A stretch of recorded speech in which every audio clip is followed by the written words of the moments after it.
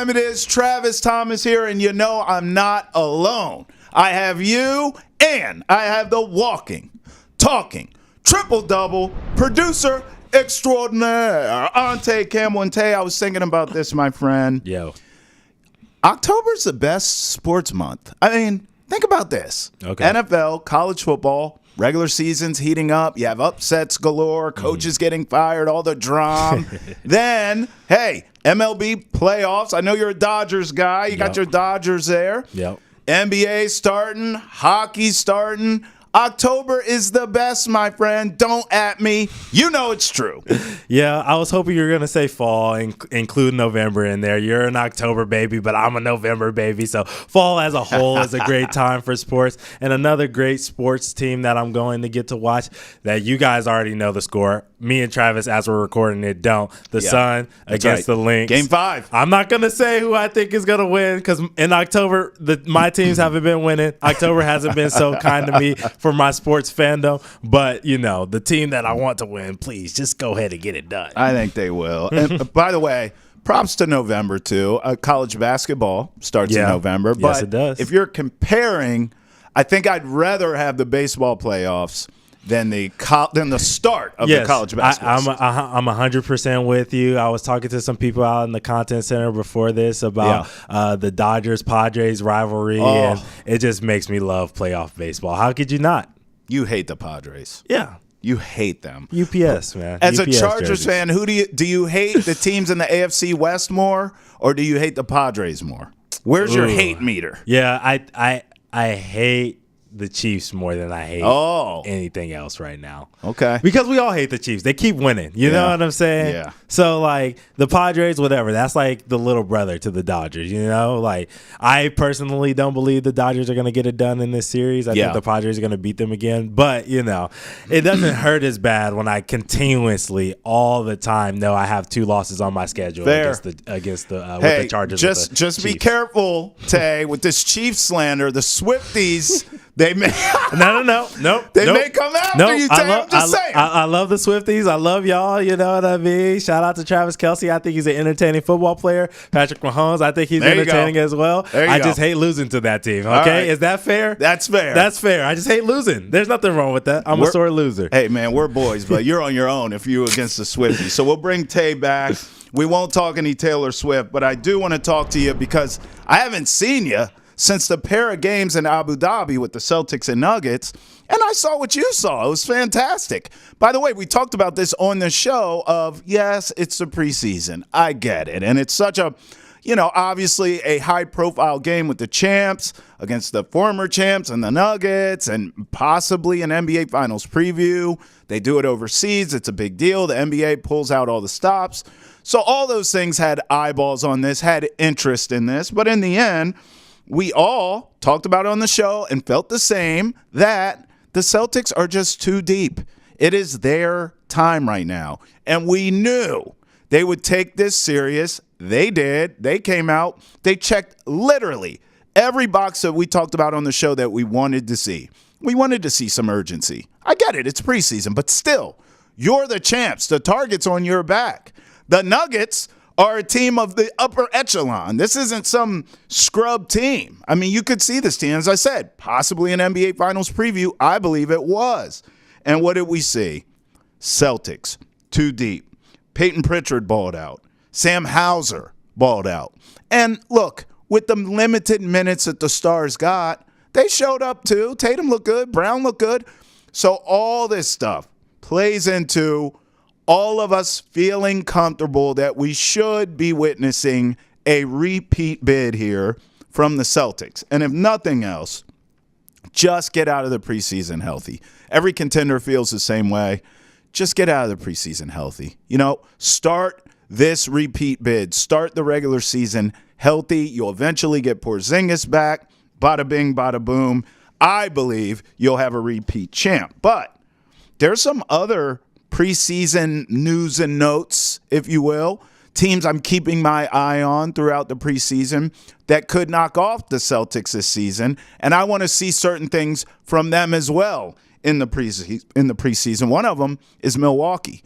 And look, as much as Dame and Giannis, in theory, should work. I remember when they traded for Dame, half of me was upset because I wanted him to come to Boston, although I'll take Drew Holiday. But bygones, bygones.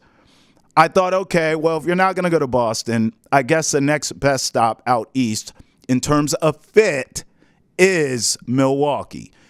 Giannis and Dame's games should mesh. They should work. And I would argue this, to give Milwaukee some credit, I think they were ahead of the race in terms of catching the Celtics, trying to piece things together to match up against the Celtics. The arms race in the Eastern Conference. They were ahead of the curve. They were. I mean, now we see the Knicks making these flashy moves. We see the 76ers adding a Paul George, making these flashy moves. We understand that. We respect all that. But the Bucks did it first. I think now, even though they were ahead of the curve there, because they were, the timeline is accelerated. It feels very now or never for the Bucks. It feels very, can Dame, can Giannis stay healthy? Can their games mesh like we believe they should as a 1-2 punch? It's now or never. If you go out this season and one or both gets hurt again or has injury issues, or they just have drama issues. We've even heard the stories that they don't really hang out much. There's no animosity, but they're not as close as you would think. The chemistry is not where it should be. If any of those things are a factor, and they're not at their best, look, if they're at their best, those two, healthy, balling, it works, and they lose to the Celtics in 5 or 6 games, 7 games, whatevs in the playoffs, okay, there's some clarity there, right? You say, all right, we get them one more piece, keep kind of tinkering with the lineup, tinkering with the franchise, adding a piece here or there, maybe they can knock off the Celtics. But if these two just don't work, I think it's time to punt on that experiment. It just doesn't work. So in the preseason, I really want to see how these two sort of interact, how they play, alongside each other, and how that could translate into the regular season. Another team, really, I have my eye on the 76ers, but not in the way you think with Paul George trying to blend in. More so, Joel Embiid as a leader.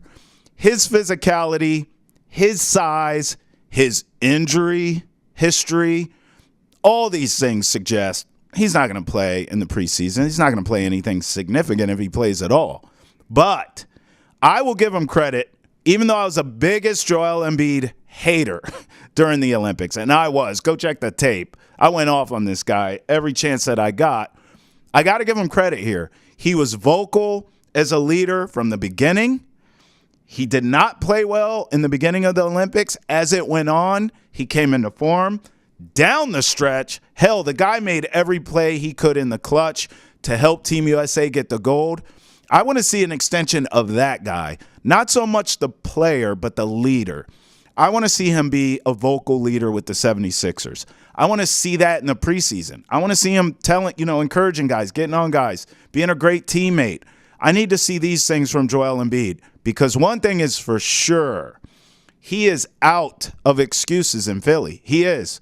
He has everything he needs now to win. If they're going to beat the Celtics, much like I was saying with the Bucks, although Philly's timeline is longer than the Bucks, Maxi's still young, Paul George still has some years, Embiid, we think, is in his prime right now. So they have a little longer of a runway, unlike the Bucks, but it's still very clear that they have got to, at least, if you don't beat the Celtics, you got to push them. You got to get close. You got to show, all right, we are that close. Maybe they're a piece away. Or maybe they're just, let's run it back another year. We can gel, figure it out. So I want to see some of these things as well from Joel Embiid, Giannis, and Dame. Now, with that being said, there's not specific teams in this case, but this is player-related, and I've dubbed them the out-of-shape boys. Who are the out-of-shape boys, you ask? I'm glad you asked, because it's two of them. Luka and Zion. Now, to Zion's credit, because check the tape on this too. On this show, we have made fun of Zion. we have said how Zion is in the best food city in America, which is the worst thing for Zion. King cake, beignets, crawfish. I mean, gumbo. He's got it all working in Orleans. But to his credit, he looks great. He took it serious this offseason. He's in shape. He's ready to go. And by the way, it's still early, but so far in the preseason, he looks unstoppable. So I'm looking forward to Zion sort of, I don't know, putting it all together for once, right? It's something's always kind of off with him in terms of maybe he's not in the right shape or he's not blending in like you thought he would with the teammates. And now I think everything's there for him to have a monster season. I believe he will. And then as far as Luka goes, it's all endurance-based. It's all endurance. If Luka worked on his endurance this offseason and improved it, I would not, and maybe this is a hot take, I don't think it is, I would not be shocked at all to see Dallas right back in the finals. I mean, the guy's already proven he's unstoppable. If he is in better shape endurance-wise to play at his level deeper into the postseason, he could be back in the finals and play even better in the finals, and maybe Dallas can, whether it's Boston or whoever, have a better shot at winning it. So that's what I want to see. The out-of-shape boys in shape, ready to rock and roll. So far, Zion is one up on that in the preseason because he looks absolutely unstoppable. By the way, I am tired of hearing about Bronny, as I'm sure you are as well. But I caught myself the other day because Ountae always says, who we'll bring back shortly, he always says I'm the biggest hater, right? And really, I wear that proudly. However, I found myself saying, you know what? The dad in me, it would be really cool to share the floor, share the court with my son. But Bronny, as we've seen so far, and more on this later, I'll end the show with this. Bronny, as we've seen so far, doesn't really look like he belongs, does he? So we'll end the show with that. Let's bring Ountae back because you know he's going to pick apart my rant. And also, we will continue to preview all the NBA teams. I know we have a couple today in the Heat and the Magic. So, Tay, what do you think? Your Abu Dhabi thoughts, and then your thoughts on who I had my eye on around the league. Okay, so I'll start out with your Abu Dhabi thoughts, and I'll say this. Everything I agree with you with. Yeah. What I really liked and my main takeaway from Abu Dhabi, because this is all that matters for me, is that Peyton Pritchard is as good of an NBA player as we thought he was. He looked great. Yes, he did. And he's ready to take over a larger role, and the Celtics are lucky to have him on the deal that they have him on. Mm-hmm. And he's going to be a great asset for them throughout this season, especially with Porzingis missing some time. Yep. Then the other thing that I really, really noticed, and I text my boys this as soon as I was watching the game one, and then it got proven to me again in game two, was Tatum's shot looked great. Yeah, it did. It looked fluid. It looked smooth. He said he improved it, remember? He looked like he was ready to take every jump shot available to him, which the Celtics want him to do, you know? So I understand that the field goal percentage wasn't there fully. You know, he's, still getting back into the athletic shape and getting ready to finish at the rim with contact and all that other stuff. He'll be fine. We know he can do that. Right. But I was really worried about seeing what that new and improved jump shot was going to look like. 3 for 7 from 3 in both games. That's just under 43%. Super, super proud of him. Yeah. Now, I need to talk about the Bucks. Okay. Because I don't think you gave a fair assessment to the Bucks, honestly. And I'm saying that when you said now or never. Mm-hmm. When I go and I look at Dame and Giannis, their contracts, they'll be playing there together through 26-27. I think Giannis has another year on top of that. Sure. But Dame will be there at least for this year and another 2 seasons after that, right? Yep. So when I go back and you had me researching, I'm like, okay, I know I was a little harsh on Dame and Giannis during the Bucks preview. You were. Bucks fans, let me hear about it, And so when I go and look back, 44-21 is their record together. Okay. Forget, Chris Middleton, forget Brook Lopez, whatever, who I was really harsh on. Yeah. It's easy to forget those players. But take them out of the equation. It doesn't matter. Giannis and Dame on the floor together, 44-21. So that's a 67% win percentage. Yeah. That's a team that okay, yeah, you say maybe guys don't like each other, maybe they're not buddy, but those are rumors. Rumors, one. And I saw Kawhi go to Toronto, not really talk to any of his teammates, go out and win a championship. Sure. What's going to hurt this team is health. I talked about that during the preview. That's the same thing that I'm thinking right now.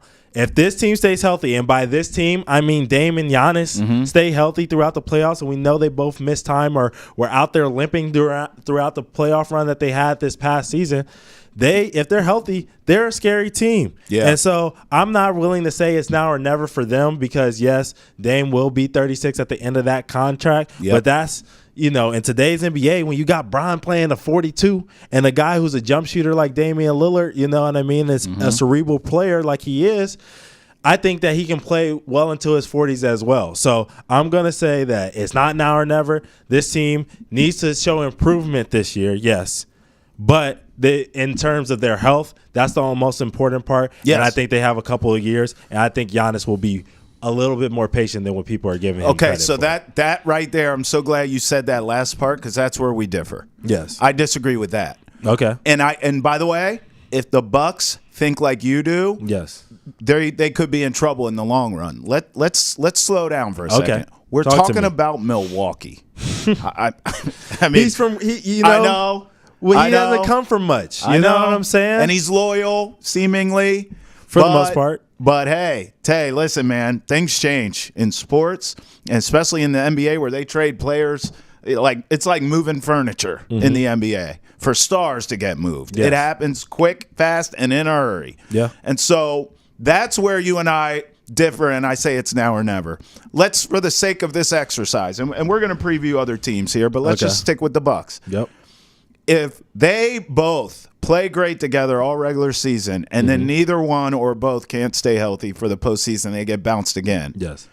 Listen, the Bucks have to have a sense of urgency because you have got to prove constantly and show Giannis constantly and consistently, we are trying to get you another ring. We're going to be aggressive around you.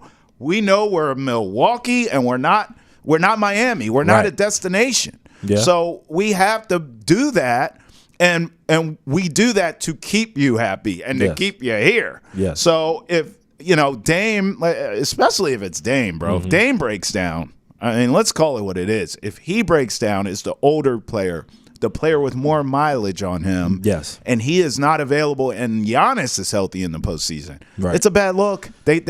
I'm telling you, I think there needs to be a sense of urgency with that team. That's why I say I understand the contract situation, but it's the NBA. These guys can get moved. It's fair. I feel like the last two seasons that we've seen with Giannis, where he played 3 games in the postseason in 2022, 2023, and he played no games this past season. I think that's kind of like skewing our view. I think that he's been healthy. You know what I mean? Like over the course of his career. He's a machine. I think he's going to get back to being that, whether he has a fully healthy Dame or not. I don't really think it matters. We've seen him carry teams with less firepower on offense. You know what I'm saying? So I think as long as Giannis is healthy, this team has a real chance. Sure. Dame being there just gives you extra flavor.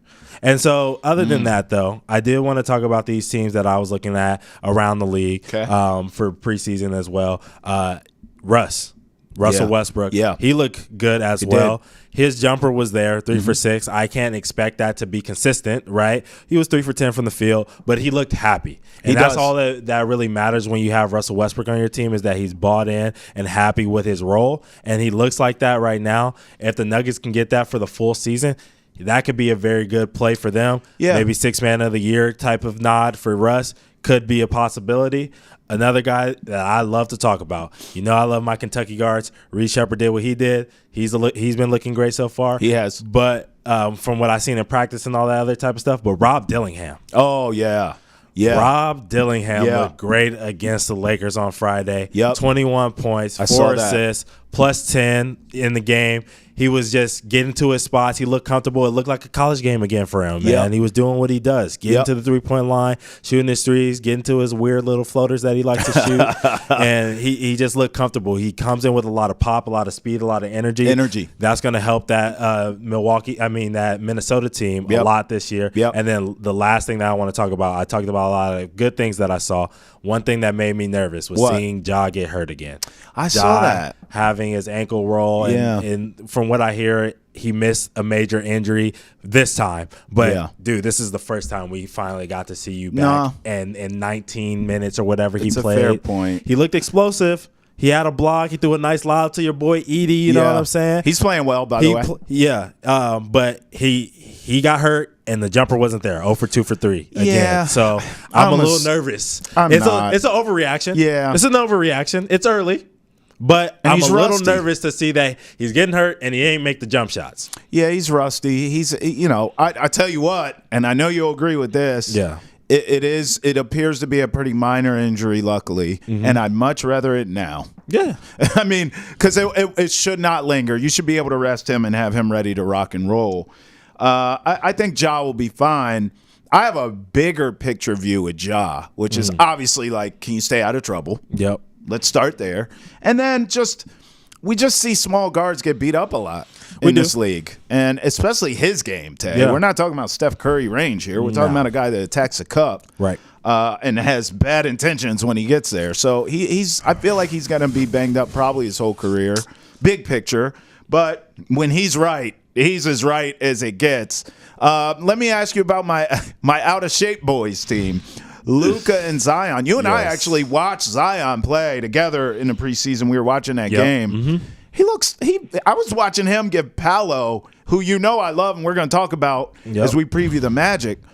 He was giving Paolo the business, and that team defends. Paolo defends. Paolo's got that dog. Yeah. And Zion was going at him. He looks unstoppable to me. And then Luka, you won't really see in the preseason. That's going to play out over time. But, I want to see his endurance improve. I'm not saying, Tay, I need the guy to run the Boston Marathon here. Yeah. But I do want to say, Luka ran out of gas. No one wants to talk about it. Jason Kidd talks in circles. He ran out of gas against the Celtics, and they were putting that defense on his arse. Yeah. And there was nothing he could do. Yeah, you're right. I mean, Luka didn't, he ran out of gas, whatever. I'm not really worried about Luka. Luka's going to be Luka. Okay. You know what I mean? I think the NBA GMs came out with a survey. We'll talk about that a little bit later. Yeah.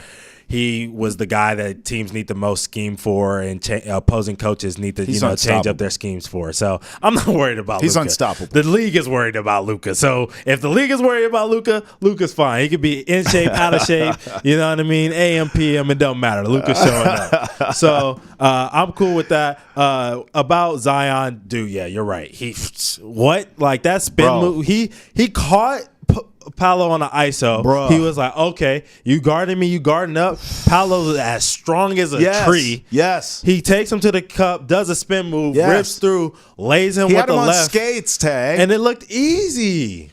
Dude, he's ready. He's ready to make the jump that we've all been waiting for. I think he's ready. By the way, it's not how some people, when they lose weight, it doesn't look right. They're not as explosive, or they kind of look weaker maybe. Yeah. Not him. Not this Like dude. Whoever he got with, finally. Yeah. Where was this years ago? But let's stay focused. Let's stay focused. He's got it now. His trainer that he worked with, I don't know if it was separate of the team or the team trainer, got it right. Yes. Because he's still Zion. Yeah. They kept that God-given ability. The bunnies, the hops, still there. Yeah. The moves, still there. The power, still there. Man, hey, Tay, if this dude is in shape, can stay healthy this season, and then maintain that, develop that jumper, he's going to win MVP. He could. He's going to win MVP. Not this year. Not this year. He will be a league MVP if he can do those things. Yeah. I mean, you're 100% right. I don't see any reason why not. Why not. But all right, let's talk about the other team. We talked about Paolo a little bit. Let's talk about the other team in Florida to start with, the Miami Heat. Travis, what an offseason for the Heat. How do you feel about this offseason for this team and their upcoming season this year? Okay. This is a lot. We're going to peel this back like an onion because I have a lot of feelings, a lot of layers here, okay? Okay. Let me start by saying, big picture, I think it's over for the Heat as we know it after this season. Yep. I believe we're looking at a last dance situation here. Ooh. Now, where I have questions, are we talking last dance? Because as I do this preview, Tay, Okay. I'm going to assume that they stay together for the whole year. Right. Follow me. Okay. But I see a world, and we saw it a little bit this offseason, where it gets a little contentious with Jimmy Butler. Yes. We know Riles don't play that. Yes. We know Spo don't play that. So, if things go left, which could happen there, Yes. I could see trade deadline major moves being made. But for my preview, I'm going to assume that doesn't happen. Here's why I say it's a last dance. Any team with Jimmy, Bam, coached by Erik Spoelstra, I mean, you're always going to be a contender. Yeah. Always. Now, where I'm having some issues here are the other guys. And I know that kind of sounds disrespectful, but that's been the Heat's deal, Achilles heel, in my opinion. The one guy I actually did like was Caleb Martin, and you not only lose him, he goes to Philly. I mean, what genius let that happen? Right. Like, all right, so he goes, and then he goes to a team where he can hurt you. Right. By the way, did you see his free throw routine? I did. That's Caleb Martin, man. That free throw routine, dog. I know you left Miami and you get to do a little bit more and be yourself, dog. But go back to the drawing book without. You know what? If you make it, I don't care. 76ers got a lot of unique. Who's a cat that does the TikToks we were just talking about? Yeah, the Jared Rook. McKay. Yeah, like there's a lot going on there. There's a lot of characters. But I did like Caleb Martin is my point. Now he's gone. Yeah. Tyler Hero has done nothing. I'm sorry. I know he's so talented, and if he just is healthy, and he's done nothing, Tay. I'm sorry. When he's in, he can ball, but you can't count on him. I don't like any of these guys. I don't. I know they have some young talent. I can't trust any of these dudes. It's Bam and Jimmy and Spo. That's the big three. If you got them, you're a contender. But I think this will look a little more like typical Miami backs into the playoffs. No one really believes in them. And then they will be a headache for somebody. They may knock off someone early. I don't think they're going to beat the Celtics. But if you told me we got to the postseason and I don't know, the Heat, let's just for the sake of combo say they were a 7 seed. Okay. And they beat a 76ers or they beat a Knicks and it's a big upset, I wouldn't be shocked. I tell you what I don't see now and why I say it's a last dance. I don't see any more deep runs to the finals. I think that's over. And I think a lot of things caught up with the Heat. Jimmy Butler's mileage. Yeah. Usage rate, Bam too, to a certain extent. He's not getting any younger. They never added to those two. Yeah. You got to add, even though I'm not a fan of them, it was always rumored Bradley Beal there. I always thought that'd be a decent fit. Yeah. You got to add something, and they just haven't been able to do it, and they haven't been able to really develop it. I talked earlier, I feel like the Celtics were built from the draft and shrewd moves, trades, free agents. And we give Brad Stevens his flowers for this. Yeah. But the Heat, they're built around Jimmy and Bam, but they haven't been able to, really put that together yet. And I think they're out of time, quite frankly. So I think we get one last very Heat culture run here. They get into the playoffs. They'll be dangerous. They'll upset someone. And then I think they flame out. I think they'll fizzle out. And then I think big offseason changes come in this upcoming offseason. Ah, man. It's a lot to unpack. That's a lot to unpack. I told you. It's a lot to unpack right there. Last Dance. I've been on record saying how much I hate Heat culture at this point. Honestly, I hate Heat culture. I think it's the dumbest thing in the league at this point. I think Pat Riley and Tom Thibodeau are doing, and Erik Spoelstra, because they are packaged, Pat Riley and Erik Spoelstra are doing to these players in terms of mileage and you don't like it. Grit and grind and all that other stuff. I think there's a time and a place for it, right? Yeah. I think NBA players do need a balance of being held accountable. You can't have certain teams like the Detroit Pistons from years before or the Charlotte Hornets from years before where guys are running wild and doing whatever they want off the court. You know what I'm saying?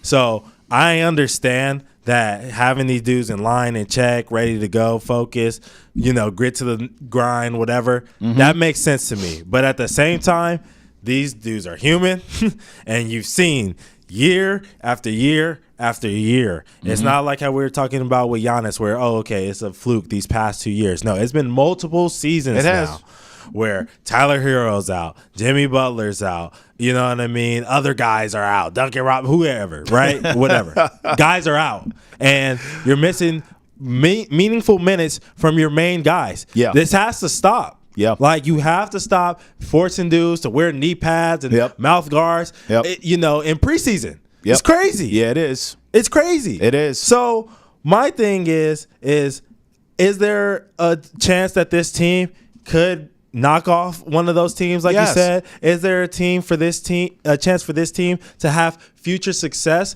Yes. I actually say yes, but they have to do what we're hearing Tibbs is going to do, which is tailor it back just a little bit.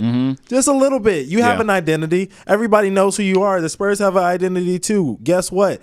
It hasn't been working out for them. They sucked recently. And so now they're changing a little bit of what they do. It's a new age. It's a new era. Basketball has changed. The times have changed. When you were only shooting twos and mid-range jumpers and dunks were the most important thing in the league, grit and grind's great. Yeah. Now when dudes have to have creativity, flow, be able to make shots, your center needs to be able to shoot threes, which we saw Bam doing a little bit in USA run this year.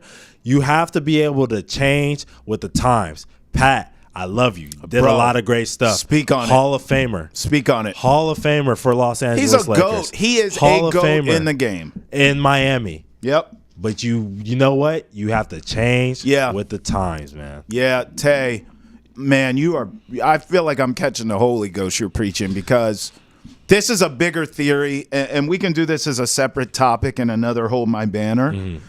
But I've always said and talked about this openly, in that I think certain, we'll call them icons of the game of a certain age, are in the perfect cities.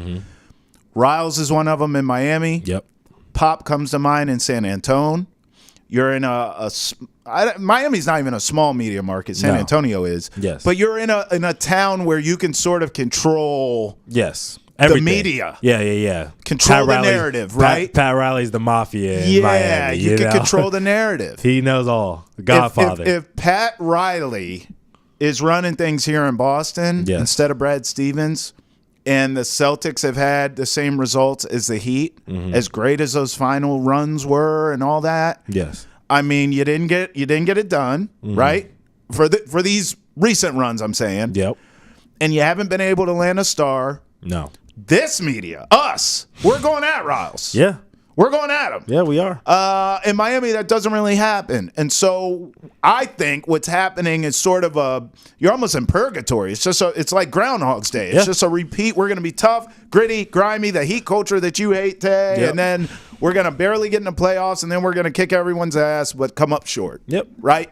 And it's rinse, repeat, rinse, repeat. Yep. That's why I think time's up. I don't believe I do believe that'll happen this year in terms of the regular season, backing into the postseason, maybe knocking someone off. Yeah. I don't think they're going to the finals. I think Jimmy Butler's kind of growing old there a little bit. I think it's starting to I think that luster's starting to wear off today. I agree. Where I think they do have time is like, I do like their young guys. I think Tyler Hero can show us something when if he does play. He has to be healthy. You said that. I'm not He buying has it. to be healthy. Yeah. But I think he's a good player. You know what I'm saying? He is. And he's ready to take a jump. I think he gets held back a little bit by the Heat culture. You know what I mean? It doesn't allow him to play the game that he wants to play and be as free as he wants to be. You know what I'm saying? Because he has to waste a lot of energy on defense, and he's just not that great of a defender. He's okay. He's decent, you know what I mean? But he's not a plus defender. No. And so if he could tailor it back a little bit on defense, he could show you more of that offensive creativity that he has on offense. Once again, Kentucky guard. I love those guards. Yeah. I think Jaime Jaquez is great. I like him. I liked him at UCLA. And I even, I can tell you this. I was not a big fan of them drafting Kel'el Ware coming into the season just because I knew his injury history while he was at Indiana. They love him and I know right how now. much that he could break down playing in this Heat culture and all this other stuff. They love him. I saw him in Summer League. He completely changed my mind. Yeah, they love him. He is a great young player. So I like the young guys that they have. I even like what Josh Christopher did for them. I know they like to bring up some of their G League guys, failed projects on other teams and stuff like that, and give them a new opportunity. Maybe not this year, but down the road, Josh Christopher could be one of those guys that elevates their roster. So, I like their young guys. Yeah. But so I think their future could be bright as well. They just have to figure out this game management stuff. By the way, Alec Burks, another veteran. That's a veteran player there that's going to have a big role for them. Terry Rozier, who we know around here, obviously. Yep. I like the team. I don't love it, and I just Robinson. feel like they've missed an opportunity. Yes. To bring a bona fide third piece. I know LeBron was LeBron, right? And the Heatles, but that was put together beautifully. Yes. They have not been able to really repeat that. Not that you're going to have another LeBron, but I'm just saying piecing it together where everything works. You just have these two guys, and they're great. Yeah. Butler and Bam, I love. Yeah. But I don't think it's enough. Yeah, NBA purgatory, as I always call it. Like you said, That's good what enough, I think. Good enough to compete, but not good enough to win the championship. Yep. Terrible place to be in. All right, let's talk about the other team in South Florida, Okay. the Orlando Magic. Okay. How Now, do you feel about this team, Travis? this is not purgatory with these guys. And I pat myself on the back on this show for the Magic. Yes. I mean, people around here at Nesson were calling me Mr. Magic last season because I made so much money betting on this team. Futures, I had a ticket on over for their win total. I had a ticket for them to make the postseason, which everyone told me I was nuts at the time when I made the bet. I believed in this team from the beginning. I bet them in certain spots throughout the season on the money line for upsets. They came through for me. I would bet Paolo in terms of player props. I was making all kinds of money messing with Paolo. Okay. I'm telling you, I am Mr. Magic. I was ahead of this, and I was right. But caution, buyers beware. Okay. When young teams, Tay, and you know this. Yes. This happens in all sports, not just the NBA. When young teams succeed and they get a taste of success. Yes. Oh, okay. Well, now you have two different paths you can go down. Path number one, which happens, is they taste success and they sort of buy into their hype and they think we've made it, and then they regress and they're not as good. They're not as focused. They're not as hungry. They're not as something. Something's off. Guys start to get paid. Things happen. And they can't handle the success, and they go the opposite way. The other path, which is what I think the Magic will do, is you taste the success and you say, I want more. I'm ready to level up. Yeah. That was fun. I know we're young, but now it's our time. Go out, get a veteran who's been there, who's done that, who's won before in KCP. Hey, man, I was looking at this. I didn't even believe this to be true. I just knew they were young. I didn't necessarily think of the ages. Yes. Paolo's only 21. Wagner's 23. Jalen Suggs is 23. Yeah. This is insane. Yeah. I mean, they play real defense. They do. Jamal Mosley can coach. Yeah. I think the Magic, here's my bold take for their season. What's the bold Because take? I'm not gambling on them as much this year. Yep. Because expectations are there. Okay.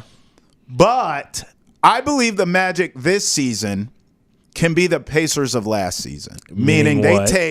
they take a significant where all of a sudden we all looked up and we're like, the Pacers? Yeah. I think the Magic, if you told me, I don't know, the Knicks were the Knicks. They're too injured. They kind of fizzled out down the stretch. They get knocked off. Yes. The Cavs underachieved because, Cleveland. Yes. The Pacers sort of regressed. Yes. Dame gets hurt. Giannis can't carry it by himself. The Sixers get beat by the Heat or something. Someone upsets them. Yes. And you told me Somehow, some way, it's Boston, Orlando in the Eastern Conference Finals, Tay. That's where I'm at. Okay. I would not be shocked. I'm not betting on it. I'm not, I'm out of that. I made my money. I'm out like a thief in the night, baby. Yeah. But I think the Magic will take that next step. I believe in this team. Okay. I really do. So the Pacers and the Magic ended with the same record last season. Okay. Okay. So Yeah.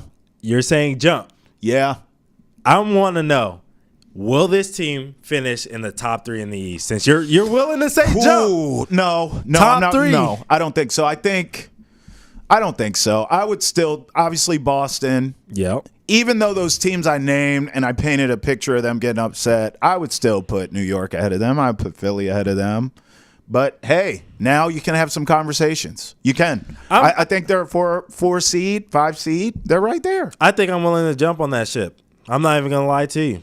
I think I'm ready to jump on the Orlando Magic finishing as a top 3 team in the East. Woo. Now, we know every single year there's a team, whether it be in the West or the East, that we look at in the standings and we say, hey, why is that team up there? Right. That was OKC last year. That was Minnesota last year. Absolutely. That was Kings the one year. Absolutely. You know what I'm saying? Yep. We looked up and we're like, this team's a top 3 team? Right. That was Memphis one year. They ended up top 2 in the West one year. Yep. And we were like, what? This team? I think with them adding KCP and having this same roster that you said is young and is now a year older. You know what I mean? Going through the playoff experience that they went through, going through a tough battle with a healthy Cavs team. They had to face a healthy Cavs team. Right. And lost. You know what I'm saying? They gave them hell. But they surprised a lot of people. Yeah. I think it's time for them to take a leap. Now, I'm not going to sit here and be like, oh, well, the Boston Celtics aren't going to be the team that's going to make it, or the Knicks or whatever. The season is what it is, right? Sure. People are going to get hurt. Everyone's healthy right now, but people are going to get hurt. Dudes are going to have excuses. Yeah. Coaches may get fired like the Bucks, you know what I mean, last season. That will happen, and it will be unexpected. But I'm willing to hang my hat on this. The Orlando Magic will be a top 3 seed in the East this season. That's a bold. Hey, by the way, we haven't talked about this. I brought it up, but there is also a world where they take a step back. There is. I would say this: if we're both wrong about them elevating, and they take a step back, as long as they can get in the postseason, Ountae, this is a dangerous group. Dangerous, very. And especially, they might be better off not doing what you're saying. And I know that sounds nuts, and a Magic fan, like, what are you talking about? Be right. But if all of a sudden you're a 2 or 3 seed in the East and the expectations are there, I mean, you could be set up for failure, right? For some disappointment. Could be. But if they sort of take a step back in the regular season, and they're, I don't know, play in or 8 seed or something or 7 seed, that might help them to get in and to knock off one of those top teams. And, a young team getting that confidence in them. I mean, they could go on a playoff run. It'll be a team. I hear you on the regular season side.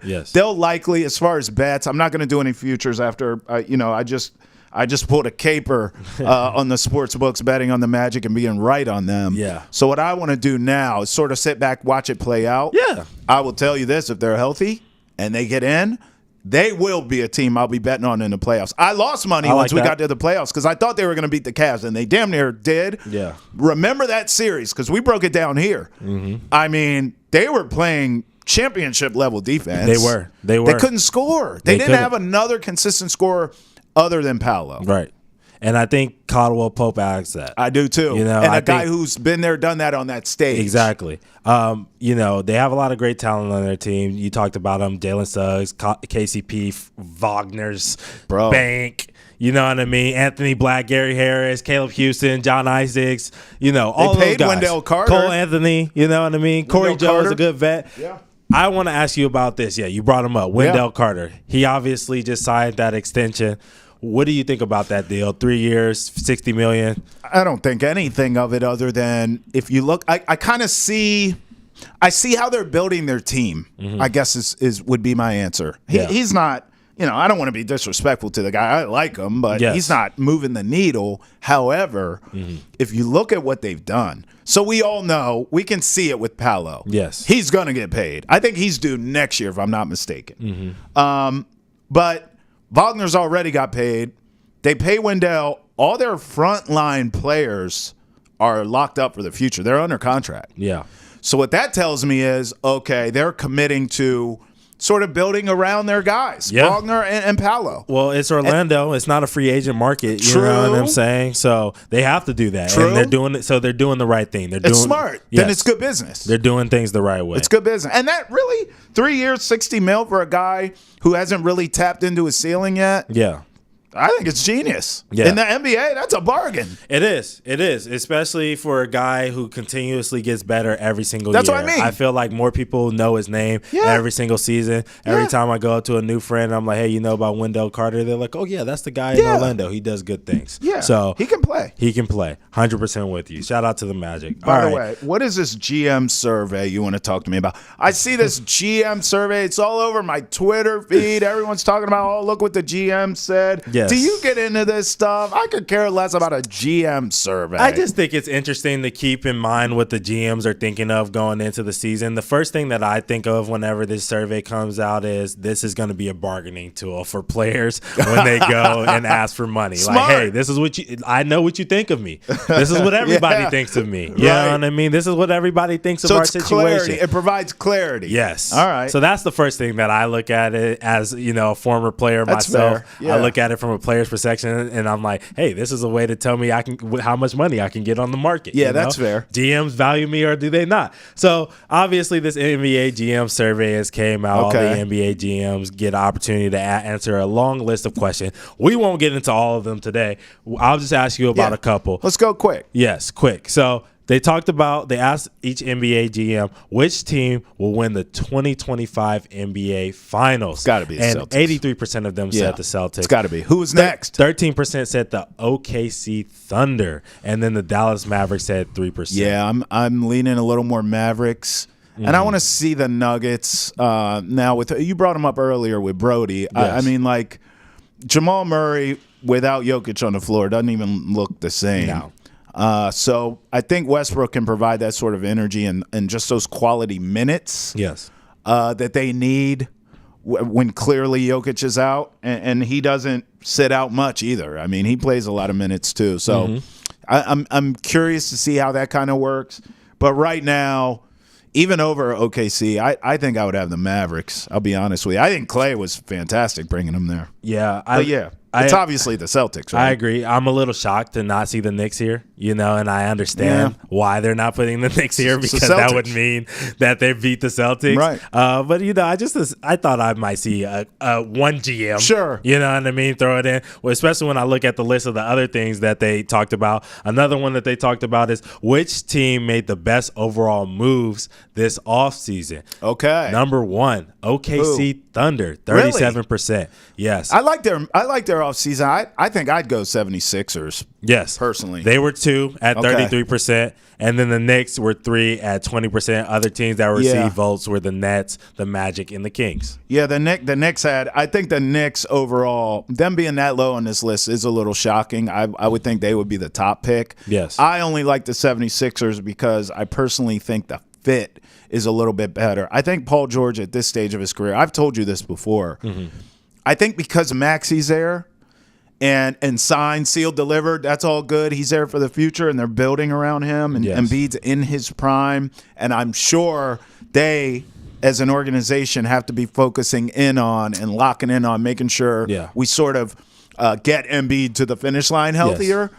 So, with that being said, I don't think there's going to be a ton of pressure on Paul George, the scorer and the superstar. Yeah. I actually think the defender that Paul George is going to be key. Can he still defend and at elite level in this stage of his career? I think the answer is yes. Yeah. And obviously, if he's healthy, I think the Sixers had a tremendous – that big three of those three I just named works. Yeah. It just works. I like it. I think the 76ers and the Thunder definitely had great off seasons. I'm not knocking it. I personally think the Knicks had a better off season as a whole just because of the public perception of the team, right? Yeah. Going into the off season, we already liked the 76ers. We already liked the Thunder. You know what I'm saying? Fair. And I understand that the 76ers only had 2 guys on the roster. I talk about it all the time. And they had to really, go and secure Maxey and go and get Paul George and build with Caleb Martin and go get Kelly Oubre back, all that other stuff. Sure. Right? I think the Knicks were better, though, because our public perception, I didn't think the Knicks were anything coming into the playoffs. So I was like, the Knicks? Like we've all thought forever. For sure. Now I'm sitting here thinking is this team actually good enough to beat the Celtics? Yeah. I never had that question in mind ever. Yeah. Ever in my life. Yeah. Not just now, ever in my life. Yeah. So now that I actually sit there and consider them to be a championship contender, sure, I think that they had the best offseason. I'll tell you this. You printed all these out for me. Yes. I'm seeing Drew Holiday's name is the top 2 or 3 or 4 in a lot of these. He is. This showed Drew Holiday a lot of love. It did. Do you want to run through one more really quickly? Go ahead, yeah. Another one is Defensive Player of the Year. They asked who's the best defensive player in the NBA. Drew Holiday was up there, tied for second with Rudy Gobert and Bam Adebayo. So it's surprising for Bam and Drew to show up in this list, considering that they don't really get a lot of depoy love. Sure.